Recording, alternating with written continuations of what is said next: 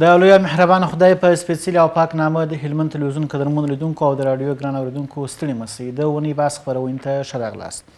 هلمند کې د کورنۍ چارو وزارت د امر پر اساس د برمو د سرونو د پټولو په برخه کې د عامه پوهاوي لړۍ پیل شوې ده. د هلمند ځایي مسؤلین وایي هڅه کوي چې د هرې ممکنې لارې له مخې به د 2 اونیو په دوام کې د برمو او ژورو څاګانو د سرونو په پټولو برخه کې د دغه ولایت خلکو ته عامه پوهاوی ورکړي. بیا هم ستړي مه شئ. زه حمدالله همدرد یم پر همدې مسله د هلمند ولایت مقام د ویان مولوي محمود قاسم ریاض او د هلمند امنیه قومندانۍ له ویان ښاغلي ملا عزت الله حقاني صاحب سره بحث کوو. دواړو مېلمنو ته ښه راغلاست وایم. مولوي صاحب پیل به له تاسې څخه وکړو. د کورنۍ چارو وزارت څنګه امر دی او څنګه دی د تطبیق چارې څنګه دي؟ بسم الله الرحمن الرحیم. لومړی خو ستاسو لیدونکو او اورېدونکو ته د زړه له کومې نیکې هیلې او سلامونه وړاندې کوم. راځم ستاسو د پوښتنې په ارتباط لکه څنګه چې تاسو ته معلومه ده چې کله کله د هلمند په شمول په ځینو ولایتونو کې د سرلڅې برمې یا ژور ساحان چې دي هغه کله کله د انسانانو د ژوند د اخیستلو سبب جوړیږي. خو بیا هم په ځینې ځایونو کې په لیرې پرتو سیمو کې دغه کار ته ډېره توجه نه وه شوې چې بیا هم موږ ورتسې په تعصب سره باید ووایو چې کله کله د دغسې پیښو شاهدان وو چې ځینې ځایونو کې به ماشومان د برمو څاڼو ته لوېدلي وه چې هلته به د ژغورنې ټیمونو پر وخت ځانونه رسولي وو چې یا به یې هغوی ته نجات ورکړی وو او یا به هم په حق رسېدلي وه. نو په دا وروستیو کې د افغانستان اسلامي امارت د کورنیو چارو محترم وزارت لخوا یو لوړپوړی رسمي پلاوی هلمند ته راغلی و او د محترم وزارت رسمي مکتوب یې راوړی و چې په هغه کې د ولایتونو له مسؤلینو څخه چې په دې پروسه کې ځینې نور ولایتونه هم شامل دي چې د هغو څخه یو هلمند دی. هغو ته دا هدایت شوی و چې د مرکز او ولسوالیو په کچه باندې مرکز کې د هلمند د محترم والي صاحب په مشرۍ او ولسوالیو کې د ولسوالي صاحبانو په مشرۍ ګډې کمیټې جوړې شي او د 2 اونیو په جریان کې چې اوس تقریبا 4-5 ورځې تېرې شوې دي، 10 ورځې به انشاءالله پاتې وي. په دغه موده کې د سیمو ټولو خلکو ته عامه پوهاوی ورکول شي او دغه موضوع ورته تشریح شي د اسلام او ټولنیزو اصولو پر بنا باندې تر څو خلک خپل د ژورو څاګانو او برمو سرونه په مسلکي او معیاري ډول باندې پټ کړي چې بیا دغسې ناخوالې او خواشینونکي مسایل راپېښ نه شي. نو دغه پلاوی راغلی و او دلته د مسؤلینو مشرانو سره وکتله چې له هغه وروسته دغه د عامه پوهاوي مرحله پیل شوې. یعنې اوس فلحاله په مرکز او ولسوالۍ کې د عامه پوهاوي دغه لړۍ روانه ده، جلسې د خلکو سره کېږي، د عامه پوهاوي ناستې شوي دي که نه؟ د همهغه ورځې څخه چې دغه پلاوی راغلی و له هغه څخه راپیل بیا تر دا نن تاریخ پورې په مرکز او په ولسوالیو کې د ولسوال صاحبانو په مشرۍ باندې منظمې ناستې چې دي هغه شوي دي د علما کرام سره او د قومي مشرانو متنفذینو سره او همدارنګه د حوزو د مسؤلینو سره او هغه دې ته هڅول شوي تر څو خپل په سیمو کې و د منابرو له لارې علما کرام وهڅوي، همداسې د مجامعو له لارې قومي مشرانو متنفذین وهڅوي تر څو عامو خلکو ته په کلیو په بانډو کې په دې تړاو باندې عامه پوهاوی ورکړي. ډېره مننه. حقاني صاحب تر دې مهاله پرې څه اجرات شوي دي؟ لکه څنګه چې مولوي صاحب اشاره وکړه چې دغه پلاوی راغلی دلته په مرکز کې ناستې وکړې یا تر ولسوالیو پورې د پیغامونه ورسېدله، د امنیه قومندانۍ اړونده مربوط مسؤلین لخوا څخه څه اجرات شوي تر دې مهاله؟ بسم الله الرحمن الرحیم. زه هم پر خپل وار سره ستاسو د راډیو ټلویزیون ټولو درنو لیدونکو او محترمو اورېدونکو ته نیکې هیلې او سلامونه وړاندې کوم. له کوم وخت چې د کورنیو چارو وزارت محترم مقام له لورې دغه پروګرام پیل شوی یا دغه پروسه چې دلته په هلمند کې لکه مولوي صاحب چې مخکې یادونه ورته وکړه د عامه پوهاوي په پار باندې ناستې په ولسوالیو کې ولسوالانو صاحبانو او امنیه قومندانانو او د قومي مخورو په توسط باندې شوي دي نو تر هغه راوروسته بیا هم په مرجع ولسوالۍ کې یو داسې څه پیښ شوله چې تر خبرداري وروسته د ژور څاه یا برمې سر نه و پټ شوی، نو د امنیتي ځواکونو له لورې هغه ونیول شو او د اړوندو ادارو ته معرفي شو. یعنې اوس فی الحال هلته ستاسو ټیمونه ګرځي، یعنې پلټنې کوي چې کسانو چې سرلوړي څاګانې وړاندې درلوده او عامه پوهاوی ورته رسېدل دي، تر هغه وروسته د دوی چلند څنګه دی؟ په کومو سیمو کې چې عامه پوهاوی خلکو ته رسېدلی دی، هغه که د قومي مشرانو په توسط وي، که د حوزو د مسؤلینو په توسط وي، او یا دغسې د علماو په توسط باندې وي، تر خبرداري وروسته امنیتي ځواکونو په هغو سیمو کې پلټنې پیل کړي دي تر څو وګوري چې خلکو دا چاره سر ته رسولې ده که نه. که چیرې سوی و خو عادي کار سوی ده که نه و کسان نیول کېږي. دغه چاره څنګه ارزوي په ولسوالۍ کې؟ څه فکر کوئ چې دا به صفر ته کچه راکښته شي که به نه؟ مثلا ډېر څاګانې دې کښل سوي دي، په ډېرو سیمو کې برمې ول سوي دي، ځینې برمې ناکامه سوي دي، ځینې کامیابه سوي دي، خو برته یې اوبه شروع کړي دي، یا سرلوڅ دغه څاګان په لویه کچه ډېر دي. یعنې په دغه کمپاین کې به دا ګرده مخه بیا ونیول سي، کچه به صفر ته ټیټه سي؟ تر کومه حده چې اوس دغه روان کمپاین یا روان عملیات ته په کتلو سره زه په دې باور یم چې تر ډېره حده به دا کار راکم سي، ولې چې امنیتي ځواکونه ګوري یا هلته خپل معلومات کوي په سیمو کې د خلکو څخه تر د عامه پوهاوي راوروسته تر ډېره د خلکو دا کار ترسره کړی دی. که چیرې دا کار داسې روان وي لکه څنګه چې اوس په جدي توګه روان دی، انشاءالله چې ډېر مثمر به تباه شي. ډېره مننه، خوشحاله اوسئ. مولوي صاحب، علت څه دی د تېرو 3 کلو راهیسې کله چې پر افغانستان اسلامي امارت واکمن شوی دی، دغه پوهاوی د مسؤلینو لخوا څخه خلکو ته ورکول کېږي چې د ژورو څاګانو سرونه پټ کړي، او په دې برخه کې ډېرې پېښې شوي دي. مخکې تاسو اشاره هم ورته وکړه چې ماشومان خپل ژوند د لاسه ورکړي، حتی مېرمنو ژوند د لاسه ورکړي، خو لا هم خلک داسې ناغېړي کوي. علت یې څه بولي؟ نو لکه څنګه چې تاسو وویل پیښې سوي دي، نو یوه وجه زما په فکر باندې دا ده چې هلمند یو ډېره پراخه سیمه ده او یو ډېر پرنفوسه ولایت دی چې نفوس هم د نورو ولایتونو په نسبت باندې زیات دی او ساحه او اراضي هم د نورو ولایتونو په نسبت باندې زیاته ده، او دا چې اوس وچکلي هم ده او خلک برمو ته ډېر زیاته اړتیا لري، نو د ډېر استعمال د برمو د ډېر استعمال په خاطر باندې ستونزې د برمو چې د هغه هم زیاتې وي. نو ممکن یوه وجه دغه وي چې د برمو د څاهانو سرونو ته یعنې خلاصېدلو ته کوم ماشین چې د اوبو د هغه راکښلو بیرته داخلولو ته په دې شیانو کې ضرورت پیدا کېږي چې خلک د برمو استعمال وکړي. نو د کار د ډېر تراکم په وجه باندې چې کارونه زیات وي، کیدای شي دغه شی چې دی هغه ډېرېږي چې بیا تر کنټرول وځي. نو یوه وجه شاید دا وي، او بله وجه په عموم کې غفلت دی چې خلک چې دي هغه و دغه شي ته ډېره توجه نه کوي او خاص متوجه نه دي ورته. نو په همدې اساس باندې کله کله دغه پیښې هغه تکرارېږي، خو بیا هم د پخوا په نسبت باندې کچه ډېره راټیټه سوې ده. یعنې په اول سر کې دغه مسایل ډېر تکرارېدله، خو بیا د مسؤلینو د ډېرې توجه او د ډېر پاملرنې په خاطر باندې د دې شي کچه چې دغه راټیټه سوې ده، خو بیا هم د دې دپاره چې دا کچه بیخي صفر ته راشي، مسؤلینو بیا هم جدي تعقیب شروع کړی دی. د وزارت محترم مقام د تعقیبي حکم په اساس باندې تعقیبي پلټنې چې دا پیل کړي دي چې دغه مرحله چې ده د عامه پوهاوي اوس روانه ده، چې له هغه وروسته بیا د تعقیب او د پلټنې مرحله پیل کېږي. لکه څنګه چې حقاني صاحب وویل، بیا به امنیتي منصوبین چې دي هغه به لاس په کار کېږي او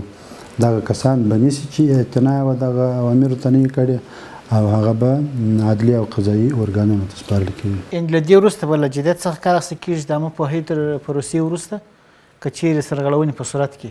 پیښې ثبت سي، یعنې له جدیته به کار اخیستل کېږي، هغه به عدلي ارګانونو ته سپارل کېږي. بلکل هدایت همداسې دی. مننه. اکاني صاحب، په ډېرو سیمو کې خودسري څاګانې هم کیندل سوي دي، ستاسو سپارښتنې یا په لویه کې د امنیې قومندانۍ توصیې خپل منصوبینو ته څه دي؟ محترم همدار صاحب، هغه څاګان چې خودسره کښول کېږي یا اوس خلک په دې باندې اخته وي چې جوړ یې کړي، نو هغه خوا دی په سیمو کې امنیتي ځواکونه مخکې لا هم یو وار په دې باندې دغه سوي دي، امر سوي چې دغو کسانو ته اجازه ورنه کړي، ځکه چې کوم کسان چې هلته دغه خودسره څاګان کاږي د دوی دپاره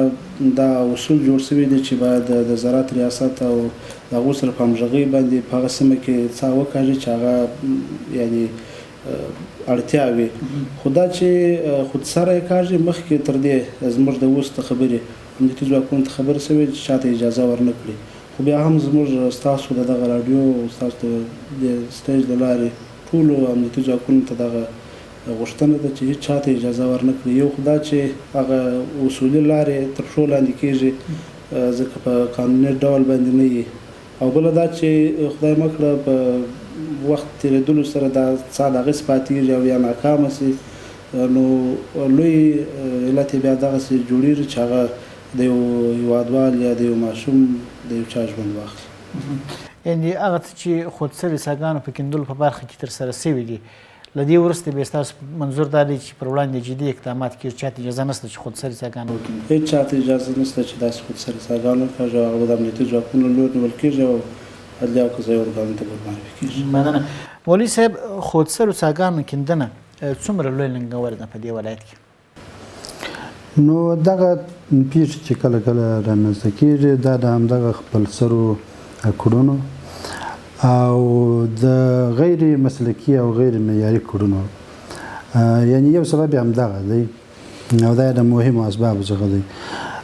دغه د وزارت محترم مقام کوم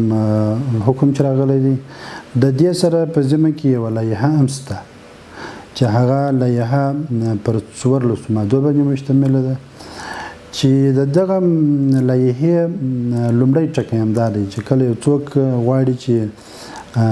برمه وکیني او له سره څخه نوی څا جوړ کړي، نو دوی به د اړوند مسؤلینو سره تفاهم کوي. د اړوند مسؤلینو له لوري به یو مسلکي ټیم چې دی هغه ور دغه ځای نظارت کوي او دا نوې برمه یا نوی څا چې دی هغه تر خپل حفظ او مراقبت لاندې ساتي، تر څو د دغه نوې برمې هغه چارې چې دي هغه د اصولو سره سم موافق ترسره شي، چې بیا به هغه سرچې دی هغه په مسلکي او په معیاري ډول باندې جوړېږي. همداسې ځینې مسؤلین چې هغه د کنټرول مسؤلیت لري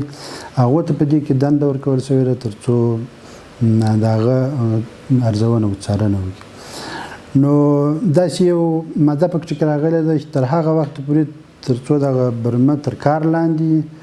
که په دغه وخت کې خدای ناکرده یو ماشوم دې برمې ته لویږي، مسؤلیت یې د دغه برمه کار دی، څوک چې دا برمه وي، او کله چې برمه ګټه اخیستنې ته وسپارل شي بیا مسؤلیت چې دی هغه مالک ته د دې برمې متوجه کېږي. نو دغسې اصول او کړنې خو شته، که چیرې دغه چارې د دغه برمو د جوړو څاګانو د الف څخه تر یا پورې ټولې په اصولي ډول ترسره شي، زه په دې باندې مطمئن یم چې انشاءالله دغسې مسایل به نه پېښېږي او بیا به نه تکرارېږي. دا چې څه پېښ شوي دي دا هم د غیر مسلکي کړنو یوه نتیجه بولم. دغه ژورو څاګانو کیندنې که د یوې خوا د خلکو ژوند ګواښلی دی، مثلا په ځینې حالاتو کې لکه موږ چې اوس اړخیز بحث پر وکړو چې خلک ولوېږي، د بلې خوا خلکو شکایت دا دی چې د مځکې لاندې د اوبو سطحه هم کښته کړې ده، یعنې خودسري ډول باندې چې کومې څاګانې کیندل شوي دي که په دښتو کې یا داسې که په لرې پرتو سیمو کې، دې هم تر مځکې د لاندې د اوبو سطحه کښته کړې. په دې برخه کې د امارت پالیسي څه ده؟ واقعا دا ستونزه خو شته د برمو په چې دا ډېر عمیق او ژور څاګان دي، د دې په کیندلو سره بیا په خاص ډول چې خودسرانه وي او د حکومت او د مسؤلینو سره تفاهم نه وي، انجنیري ټیمونه په جریان کې نه وي اخیستل شوي، نو طبیعي ده چې د مځکې لاندې اوبو سطحه چې ده هغه ورسره کښته کېږي، چې دا یوه خطرناکه مسئله ده. نو په ټوله کې خو د نوي کارونه چې دي هغه د اسلامي امارت د اصولو پر بنیاد باندې اوس په حال بند دي. نوي املاکي کارونه نوي املاکي کارونه چې هغه نه کیږي. نو کله چې د ځمکې نوې توزیع او نوې املاکي کارونه باندې طبیعي ده چې برمو او ځانو ته چې هغه لاره نه برابرېږي او هغه خلک چې هغه ځمکې مخکې په تصرف کې اخیستې دي خپل شخصي ځمکې دي نو هغه کله کله داسې پېښ شي چې هغه نوې څاه یا نوې برمې ضرورت پیدا کوي هغه داسې یو رهنمود یا لارښود چې دی هغه شته د هغه لارښود موافق به دوی هغه خپل کړنې چې هغه ترسره کوي چې انشاءالله د دغسې پېښو په نه تکرارېدلو په کچې راټیټېدلو کې انشاءالله ډېر مؤثر تمام. مننه. ښاغلی قانع صاحب دولتي مځکې چې آبادېږي مثلا په ځینو سیمو کې چې د اوزو سیمو ته نږدې یا هم فرموي شاراګانو باندې په ځینو مواردو کې خلک دولتي مځکې آبادوي د دې مخنیوي لپاره د پولیسو هڅې څه دي یا د پولیسو ته څه مکلفیتونه ورسپارل شوي؟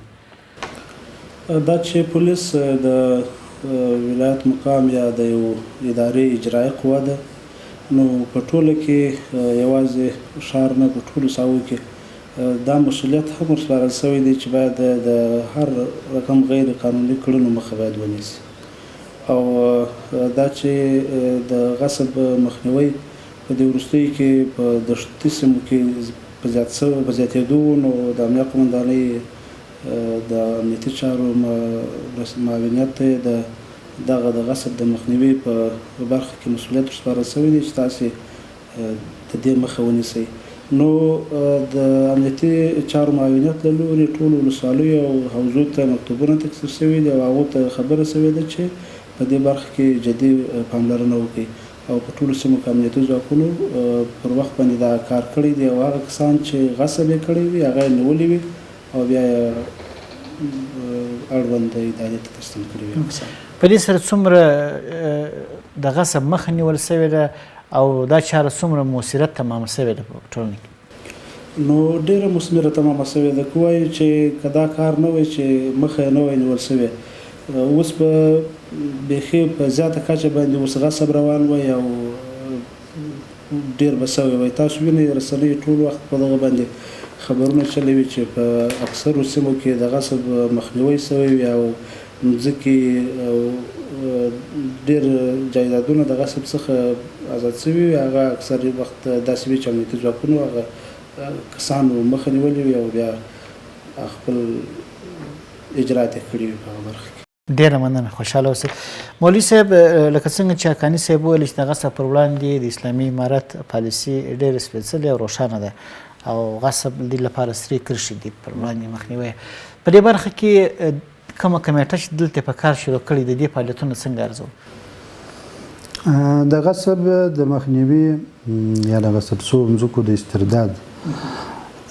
تخنیکي پلاوی چې هلمند کې تقریبا د 1.5 کال راهیسې فعالیت یې پیل کړی دی. لله الحمد تاسو هم په جریان کې یاست کله کله په رسنیو کې هم دا موضوع مطرح شوې ده او هلمند ولایت مقام مطبوعاتي دفتر کې د زراعت محترم رئیس صاحب او مسؤلینو له لوري یو مطبوعاتي کنفرانس هم څه موده وړاندې ورکول شو چې دغه غصب د مخنیوي په اړه کافي معلومات پکې ورکول شوه. دغه تخنیکي پلاوی ډېر ښه اجرات کړي دي او ډېر ښه کړنې یې ترسره کړي دي چې په زرګونو جریبه مځکه د غصب څخه ژغورلې ده همداسې په زرګونو جریبه مځکه بررسي کړې ده تثبیت کړې ده چې د هغه په اړه باندې هم مرکز ته معلوماتونه ورکول شوي دي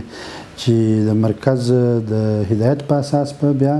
دلته دغه په وړاندې هم انشاءالله چې اجرات کیږي. نو دغه تخنیکي پلاوی کړنې او اجرات چې دي هغه د ستاینې وړ دي او هلمندي ولسونه یې هم ستاینه کوي او په عملي ډول باندې ثابته کړې هم ده او په دې برخه کې لاسته راوړنې هم د ستاینې وړ بلل شوي دي خلکو ستایل دي ډېر د ستاینې وړ ګڼل شوي دي ځکه چې د هرې اونۍ په جریان کې لسګونه یا که وایم سلګونه جریبه مځکه د هلمند په بېلابېلو سیمو کې د دغه تخنیکي پلاوي له لوري د امنیتي منصوبینو په همکارۍ باندې د غصب څخه ژغورل کېږي او د اسلامي امارت د واکمنۍ لاندې راځي چې دا یو ډېره لاسته راوړنه او ښه اقدام دی. مننه. قدرمن دوستانو، د خپرونې په دې برخه کې یوه لنډه دمه اخلو، بیا به هم ستاسو درانه خدمت ته حاضر سو. قدرمن دوستانو، بیا هم ښه راغلاست. اکاني صاحب، د ریاض حاجي مولوي صاحب سره مو پر دې مسله ډېر بحث وکړي چې د سرلوط څاګانو پر پټولو باندې او همدا ډول باندې د غصب پر مخنیوي باندې کله چې په سیمه کې غصب ورکېږي، د غصب مخه نیول کېږي، څومره پرمختګو ته لاره پرانیستل کېږي او په دې برخه کې ستاسو د سترګو لیدلی حال څه دی، یا چې کله تاسو اقدامات کړي هلته مخه نیولي، پرمختګونه یې څنګه احساسوئ؟ نو که ووایو چې دا یو مهمه لاسته راوړنه ده، ځکه چې موږ تاسې ولیدله چې څه وخت مخکې دلته د لښکرګاه څخه چې د مخ کندهار پر لوري باندې ووځي د ډېرې مځکې وې خلکو غصبولې، نو هغه چې په کوم وخت کې د غصب څخه مخنیوی یې سوی دی، شاهدان یو موږ تاسې چې اوس پر هغو سیمو باندې غټ غټ ښارګوټي جوړېږي. یو ښه مثال یې دغه نایسراج کې د یتیمانو دپاره یو ښارګوټی جوړېږي، دا یو پراخه سیمه وه. که چیرې دغه کار نه وی سوی، مخنیوی نه وی سوی، نن به دغه ښارګوټي دپاره موږ تاسې یو بلې لرې ساحې ته وتلی، او دا چې اوس مخنیوی وشو دا ښکاره خبره ده چې یو مهمه لاسته راوړنه ده، او د ښار په مربوطاتو کې د ښارګوټي هم جوړ شو، د غصب څخه مخنیوی هم وشو. مننه. مولوي صاحب، په تېرو وختو کې ډېری داسې کسان وو چې پانګونې وکړي، سرمایه ګزاري وکړي، خو د فابریکې لپاره مځکه نه وه، مثلا د یو نور داسې امن ټولګټې پروژې لپاره مځکه نه وه. اوس چې کله اسلامي امارت د غصب پر وړاندې مبارزه پیل کړې ده، څومره د دغه ټولګټو پروژو لپاره فرصتونه برابر شوي؟ بالکل. کله چې د غصب مخنیوی کېږي، یو خو په معنوي لحاظ باندې هم دا ډېر مهم دی چې د ولس اعتماد چې دی پر نظام باندې هغه پیاوړی کېږي او خلک چې دي هغه لیواله کېږي. همداسې د خدماتو دپاره زمینه سازي کېږي، د پانګونې او د سرمایه ګزارۍ دپاره زمینه سازي کېږي او د هغه دپاره لاره هواریږي، د تجارانو دپاره موقع چې د هغه برابرېږي. لکه څنګه چې حقاني صاحب یادونه وکړله چې که چیرې د غصب مخنیوی ونه سي، د تیرو نظامونو تیرو حکومتونو پر مهال باندې زورواکو دلته ډېر زیات غصبونه کړي دي، لکه مثلا د ښار په نږدو ساحو کې همداسې په لیرو ساحو کې. نو چې دا د اسلامي امارت په راتلو سره په تدریج سره دا د کار روان دی چې قرار مځکې چې دي هغه د زورواکو د غاصبینو د منګولو څخه ژغورل کېږي. نو لکه څنګه چې حقاني صاحب یادونه وکړله، که چیرې دغه د غصب د مخنیوي کمیسیون نه وای او دلته د مسؤلینو اخلاص، تعهد او ژمنتیا نه وای، نو داسې زمینه د یو مهم ښارګوټي دپاره لکه د 500 کورو یتیمانو دپاره دلته یو ښارګوټی هغه په لاره کې ورسوی دی او عملا کار روان دی او په اساسي معیاري او عصري ډول جوړېږي. دا یو ژوندی مثال دی. نو د دې دپاره به زمینه نه وای برابره سوې. یا مثلا ځینې صنعتي پارکونه چې دي هغه دلته په لوړه کچه باندې افتتاح سوي دي او کارونه یې روان دي، که چیرې د غصب مخنیوی نه وي دا به نسي دغه کېدلی، افتتاح کېدلی. همداسې په راتلونکي کې چې د دغه کمیسیون له لوري او د مسؤلینو د ډېر زیار او کوښښ په وجه باندې نورې سیمې چې دي که وي د غصبینو په منګولو کې هغه د غصب څخه ژغورل کېږي، هلته هم داسې عمل منفعه پروژې چې دا به تطبیقېږي او پلي کېږي به چې دا خپله د ولس لپاره، د نظام لپاره، د خلکو لپاره، د ټولنې لپاره یو ډېر ښه زیری ورکوي او ډېر ښه اقدام دی. ځینې دشتونه دي د شخصي خلکو په نامه د قبضه کړي وو چې مثلا دا د خپل ملکیت بولي او په غیر مسلکي ډول یې توضیح کول. د هغه دشتونو د غاصبینو څخه د خلاصون لپاره هم اقدامات سوي دي؟ بالکل. د زراعت محترم وزارت په دغه اړه باندې هم یو طرز العمل چې دی هغه رالیږلی دی. دلته د زراعت محترم ریاست سره دوی په جریان کې دي. د دغسې ټولو مواردو لپاره چې دی هغه واضح ټکي او مواد شته. انشاءالله چې په راتلونکي کې به موږ د دې شاهدان یو چې دغسې موارد چې دي هغه هم تر بررسي لاندې نیول کېږي او به تثبیت کېږي. تر تثبیت وروسته به د اسلامي امارت تر واکمنۍ لاندې. مننه. اکاني صاحب په ښار کې داسې سیمو کې مثلا په مرکزي سیمو کې سرلوت څاګان شته که نه؟ یاره تر اوسه پورې خو همدرد صاحب موږ داسې پېښه نه لیدلې چې یادې سوې وي او نه هم تر اوسه پورې چې کومې پلټنې اوس یعنې د دغه کورني چارو وزارت محترم مقام لخوا څخه دغه جدي امر سوی دی. په راوروسته پلټنو کې تر اوسه داسې څه نه دي تثبیت سوي چې هغه د ښار په مربوطاتو کې داسې څه وي چې هغه ژوند وبخښي. اوس پورې نشته. یعنې ښار ته نږدې سیمو کې هغه څاګانې چې سرونه یې لڅ وه یا مثلا ځینې برمې وي چې ناکامه سوي وي ولسي اصطلاح باندې بیا سرونه دغسې پټ وه هغه هم پټ سوي دي یعنې په هغه سیمو کې؟ که چیرې داسې سوي وي چې هغه په خلاصو ساحو کې اولا خو د ښار په مربوطاتو کې اوس داسې مځکې اکثریت نشته چې هغې د زراعت استفاده ورڅخه وشي او که بیا هم داسې سوي وي هغه تر ډېره پورې مخکې لا چاره سوې ده او په ښه معیاري ډول باندې هغه پوښل سوي دي او استفاده ورڅخه کېږي. تر ډېره پورې چې کومې پیښې موږ ته شاهدان وو هغه په اطرافي سیمو کې وي لکه ولسوالۍ نو په دشتي منطقو کې دغه پیښې زیاتې سختېدلې. په عموم کې یو خو داسې خبره ده چې د دشتي منطقو دپاره هغه لویې غټې برمې کارول کېږي چې د هغه برمو په کیندلو سره بیا دا برمه یا دا څاه ډېر پراخېږي هلته بیا انسان هم ورلوېدلی شي او په ښاري ساحو کې دا برمې ډېرې کوچنۍ وي یعنې هغه په 5 انچ اندازه باندې وي. دې 5 انچ اندازه ته تر ډېره پورې کوچنی یو شی هم نشي ورلوېدلی بیا چې په هغه څاه کې پایپ وي باره بیا دا کار نشي کېدلی چې هغه ته بیا یو څوک وویل شي. مننه. یعنې لویه برخه د دې پیښو د په اطرافي سیمو کې اوس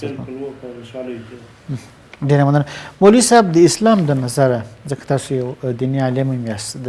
دندې تر څنګ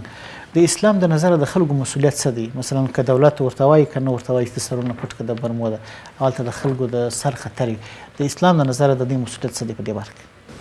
بالکل که حکومت وایي که ونه وایي د اسلامي اصولو پر بنیاد باندې هم هر انسان چې دی هغه مکلف دی چې په یو سالم چاپېریال کې ژوند ولري او د ده د ضررونو او ازار و اذیت څخه نور مسلمانان چې دي هغه په امن کې وي د داسې شي سبب جوړ نشي چې هغه د نورو د هلاکت سبب وګرځي. نو په عمومي ډول باندې هر فرد چې دی هغه په بشري ټولنه کې مکلف دی چې سالم چاپېریال د ځان لپاره او د نورو لپاره جوړ کړي او که خدای نکرده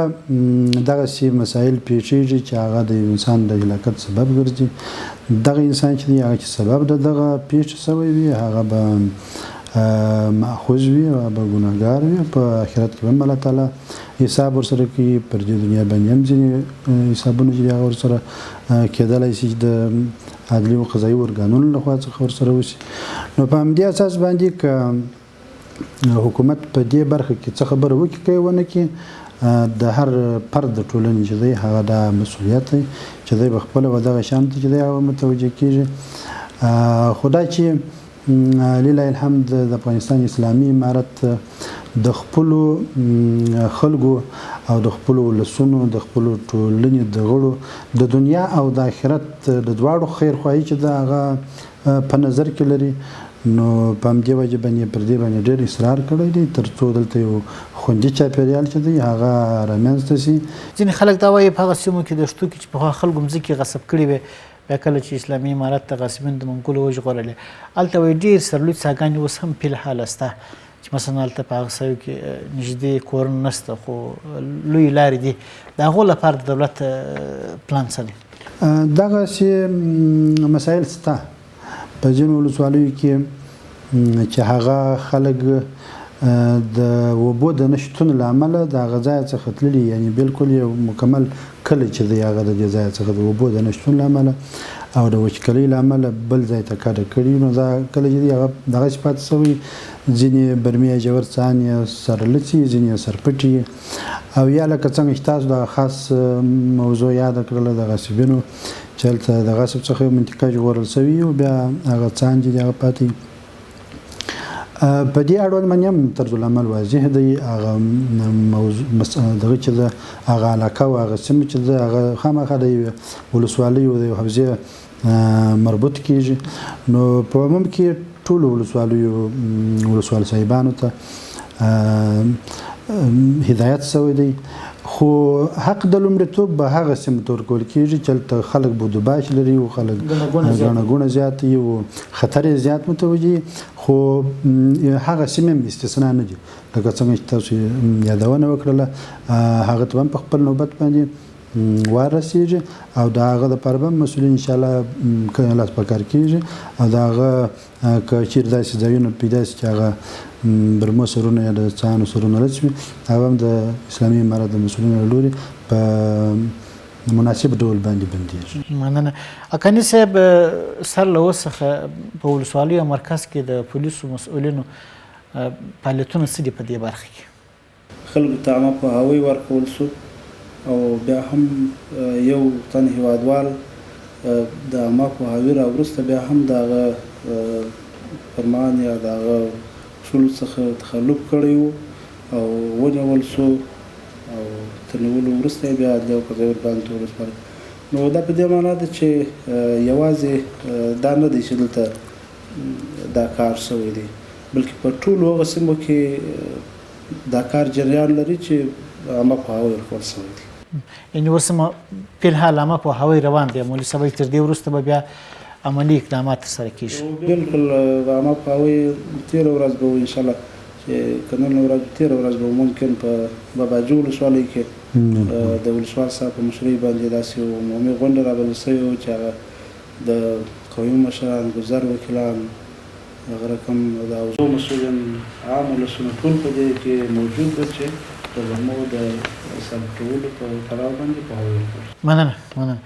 قدرمن دوستانو د اونۍ بعد خپرونه همدومره وه چې پر دې مسله هم بحث کوو چې د کورنۍ چارو وزارت د امر پر اساس د برمو سرونو د پټولو په برخه کې